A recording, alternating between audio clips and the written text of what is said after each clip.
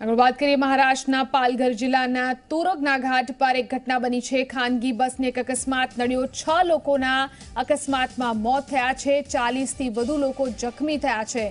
નાસિકના ત્રંબકથી દર્શન કરી અને પરત ફરતી વખતે આ ઘટના બની।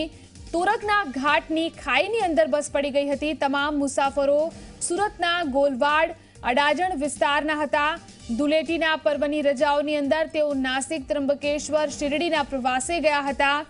સુરતના લક્ષ્મી ટ્રાવેલ્સની આ બસ હોવાનું સામે આવ્યું છે। આ વિશે વધુ જાણકારી મેળવીએ। તેજસ આપણી સાથે જોડાયા છે આ મુદ્દે વાતચીત કરવા માટે। જી તેજસ, એક ટ્રાવેલ્સની બસને અકસ્માત નડ્યો છે, તેમાં કેટલા પ્રવાસીઓ હતા, કેટલાનું મૃત્યુ થયું છે અને શું પરિસ્થિતિ સામે આવી છે?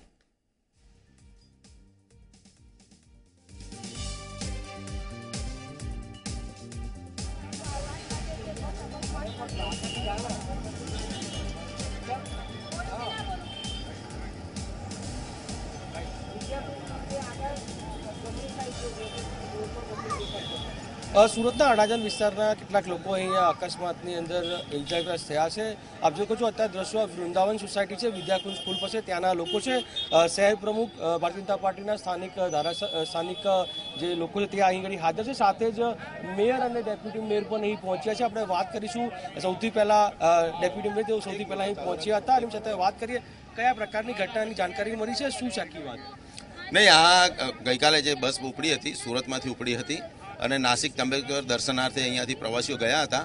અમારા મત વિસ્તારમાંથી વૃંદાવન સોસાયટી છે ત્યાંથી કેટલાક મિત્રો હતા અને રુદરપુરાની સોસાયટી છે ત્યાંથી આ બસ ઉપડેલી હતી।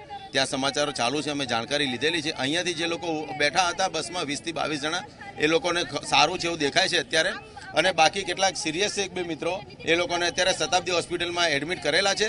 બાકી જેમને સારું છે એ લોકોને સિવિલ હોસ્પિટલમાં એડમિટ કર્યા છે। એ લોકો સાથે સતત વાતચીત ચાલુ છે। ત્યાંના ભારતીય જનતા પાર્ટીના આમદારને એ લોકો પણ ત્યાં પહોંચ્યા છે અને એમની વ્યવસ્થા કરી છે। જેમને સારું એ લોકોને સુરત શિફ્ટ કરવા માટેના પ્રયત્ન મારા ચાલુ છે। આપણી સાથે મેયરશ્રી પણ જોડાયા છે અને મેયરશ્રી સાથે વાત કરી અને જાણવાનો પ્રયાસ કરીએ કે કઈ રીતે આખી ઘટનાને તેઓ જોઈ રહ્યા છે, શું છે સર જે ઘટના બની છે એમાં આપણા તરફથી શું કાર્યવાહી કરવામાં આવી?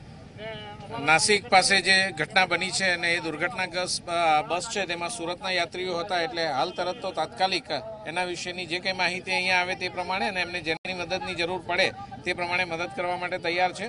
ત્યાં જે સિવિલ હોસ્પિટલમાં અને નાસિકની સ્થાનિક હોસ્પિટલમાં જે લોકો છે એમને સારવાર યોગ્ય મળી શકે એ માટે પણ આભાર તેજસ સમગ્ર જાણકારી આપવા માટે। તો આપ જોઈ રહ્યા હતા અત્યાર સુધીના મહત્વના સમાચારો। વધુ સમાચાર માટે જોડાયેલા રહો Zee 24 કલાક સાથે।